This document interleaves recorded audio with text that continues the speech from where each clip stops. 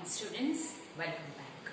Now today we will see some more sums for the linear equation in 2D.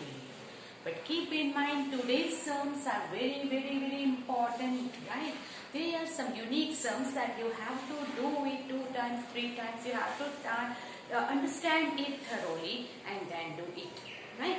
So these are the most important sums in 3 and 4 marks, right? Okay. Now place A and B are 100 kilometers apart on the highway. The distance between two places A and B are 100 kilometers. One car starts from A and the another car starts from B at the same time. एक A place पे से और दूसरी B place पे से दोनों same time पे start कर रही है. Okay. Different same time if the car travels in the same direction. Both the car travels in the same direction, but with the different speed, they meet in 5 hours. Suppose here is the place A and this is the place B. Then दोनों यहाँ एक car यहाँ दूसरी car दोनों start at the same time and they will meet at the here somewhere here after 5 hours. 5 hours पे दोनों मिलते हैं.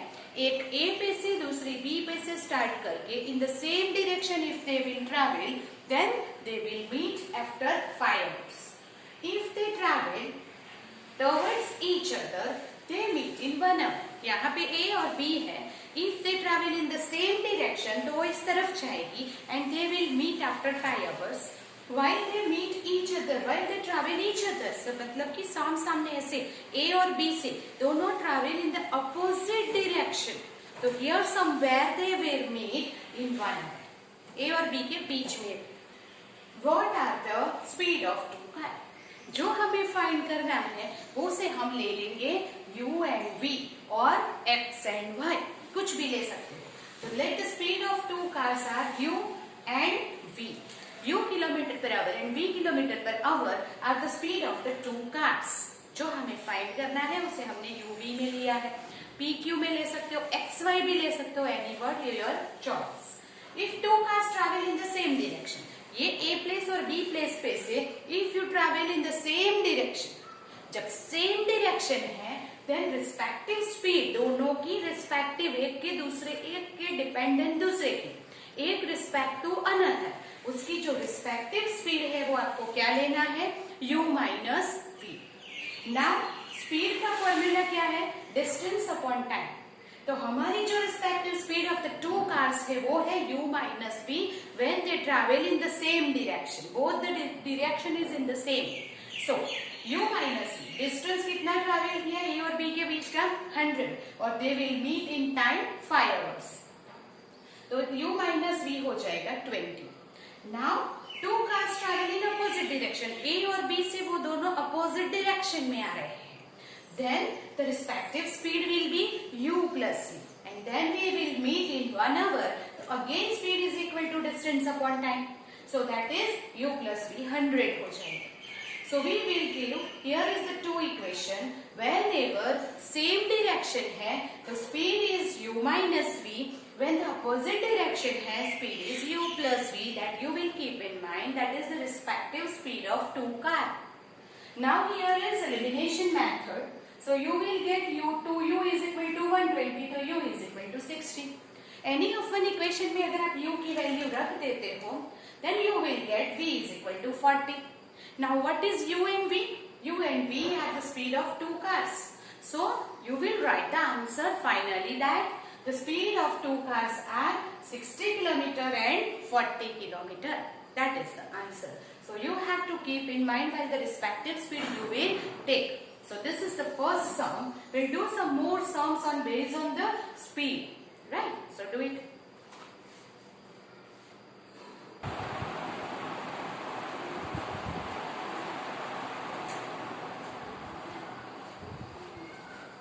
Okay, now we'll start the next sum.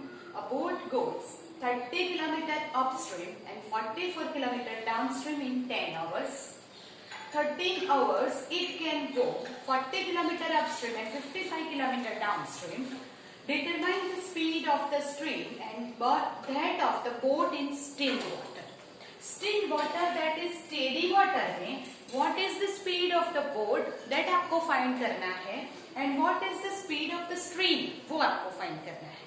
एक अगर एग्जाम्पल बताया जाए तो जब हम साइकिल लेके स्कूल जाते हैं तो sometimes the wind may be in the same direction that we go, तो हम इजीली जा सकते हैं, राइट? ओके, एंड जब विंड अपोजिट डायरेक्शन में होती है तो हमारी स्पीड कम हो जाती है।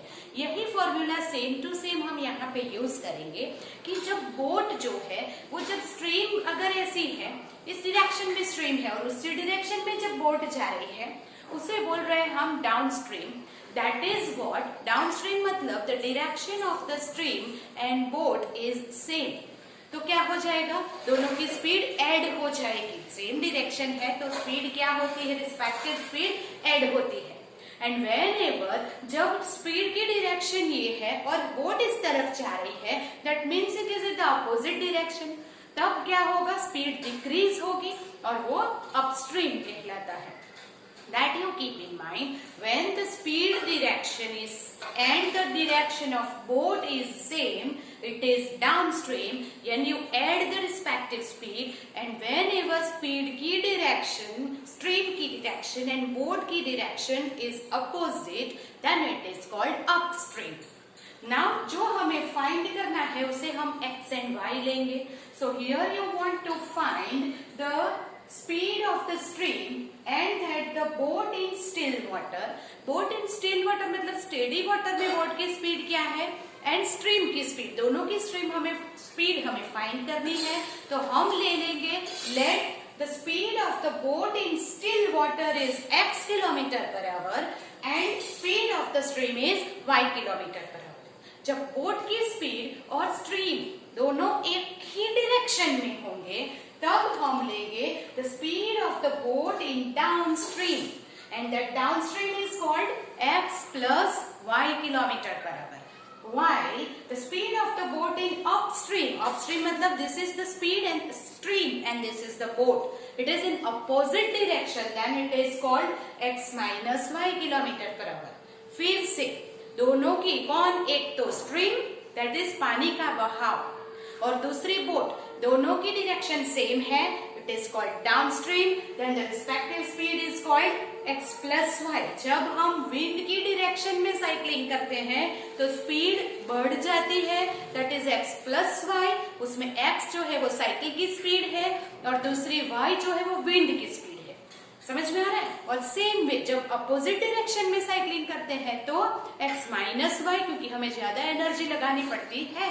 तो इसी तरह यहाँ अपस्ट्रीम मतलब बहाव के अपोजिट साइड में जब बोट जा रही है तो वो क्या हो जाएगा, respective speed is x minus y. Now you read the condition that boat goes 30 kilometre upstream. 30 kilometre वो अपोजिट डायरेक्शन में जा रही है, बहाव के अपोजिट डायरेक्शन में, एंड 44 किलोमीटर डाउनस्ट्रीम मतलब स्ट्रीम वो ही डायरेक्शन में बोट जा रही है। देन 10 आवर्स लगता है उसे, राइट? तो that means 10 hours is given time, so t is equal to 10 hours. अभी 10 आवर्स किसके लिए है, तो ये दोनों डिस्टेंस कवर करने के लिए 30 kilometre and 44 kilometre. So what is it? Speed is equal to distance upon time. So distance हमारा सबसे पहले हम लेंगे distance 30 किलोमीटर upstream। तब time find करना है क्योंकि T1 is the time to cover 30 kilometre upstream, T2 is the time to cover 44 kilometre downstream। दोनों को मिला के जब ऐड करते हैं तब मिलता है टोटल टाइम 10 आवर्स। अपस्ट्रीम जाने में कितना टाइम लगा, डाउनस्ट्रीम जाने में कितना टाइम लगा, दोनों को ऐड करेंगे तो टोटल टाइम है 10 hours. That you understand? Okay, तो first of all T1 find करना है। तो T1 मैंने क्या लिया है, देखो, that is here 44 kilometre downstream. तो 44 किलोमीटर डिस्टेंस इज गिवन, तो हम लेंगे here distance 44 kilometre upon speed. Speed हमें 44 किलोमीटर कहाँ गया, डाउनस्ट्रीम में, तो डाउनस्ट्रीम की स्पीड क्या है, x प्लस वाई। तो T1 is equal to 44 upon x plus y, तो 44 upon x plus y plus T2 30 kilometre. 30 kilometre distance उसने कहाँ कट किया, अपस्ट्रीम की स्पीड क्या है x माइनस वाई। हम इसी फॉर्मूला में T1 एंड T2 फाइंड कर रहे हैं। तो 30 किलोमीटर डिस्टेंस कवर करते समय अपस्ट्रीम की स्पीड है x minus y and 44 kilometre distance cover करते समय डाउनस्ट्रीम की स्पीड है x प्लस वाई। तो 44 upon x plus y plus 30 upon x minus y, ये T1 एंड T2 हो गया, जिसका टोटल टाइम है 10। नाउ हियर फिर से दूसरी कंडीशन, 40 किलोमीटर अपस्ट्रीम, तो 40 किलोमीटर अपस्ट्रीम की स्पीड है x minus y and 55 kilometre downstream, तो 55 अपॉन एक्स प्लस वाई, वो बन के टोटल हो गया 13 आवर्स। तो T1 plus T2 13 hours. Now this is the equation. अभी दिस टाइप ऑफ इक्वेशन हमने सॉल्व किए हैं। तो कैसे? तो 1 अपॉन एक्स प्लस वाई को u ले लिया, 1 अपॉन एक्स माइनस वाई को v ले लिया, तो ये बन गया 44u plus 30v is equal to 10। अभी इसको थोड़ा सा शॉर्ट करने के लिए मैंने 2 कॉमन निकाल लिया हर एक जगह से, तो क्या बन गया 22u plus 15v is equal to 5। Now second equation में भी 1 upon x plus y and से u एंड v ले लिया, तो 55u plus 40v is equal to 13। आपको इतना समझ में आ गया? Now I will rub this because I want to solve this equation by the elimination और cross multiplication as you wish. So हम सॉल्व करेंगे। So here it is, suppose equation 1 जो है 22, हम यहीं पे लिख देते हैं इसे, that is here is 1. I will write that u को हम इक्वल करते हैं, तो 22 and 55, 22 5s and 52 5 2s are 110. So 22 5s are 110, 75v 25, and here 110u 80v 26. Subtraction करना है, सो ये कट हो जाएगा, minus 5v is equal to minus 1, तो v is equal to 1 upon 5. Now v is equal to 1 upon 5 हम यहाँ पे रखते हैं, तो that is from 1, 22u plus 15v is equal to 5, 22u plus 15, 1 upon 5 is equal to 5. So we will get, here हमने क्या ले लिया, 22u plus 3 equal to 5, 22u is equal to, here it is 2, so u is equal to 1 upon 11. Now we get the value of v and u. अभी क्या करेंगे, v and u की value से x and y find करेंगे। So we have here 1 upon x plus y is equal to u and 1 upon x minus y v. 1 upon x plus y is equal to, what is u? 1 upon 11. So from that we'll take the reciprocal and it is x plus y is equal to 11. Here 1 upon x minus y is 1 upon 5. So x minus y 5. Again we have to do, you know that इस प्रकार के सम में हमें क्या करना है, second time elimination करना है। So that is x plus y 11, x minus y 5. We'll add this, that is 2x is equal to 16. तो x is equal to हो जाएगा 8. Write the x is equal to 8 in any of the equation. तो x plus y 11. 8 plus y is 11, then y is equal to 11 minus 8. Y is equal to 3. Now what is x and y? X is the speed of the boat in still water. Therefore, speed of the boat in still water is 8 km per hour and speed of the stream is 3 km per hour. That is our answer.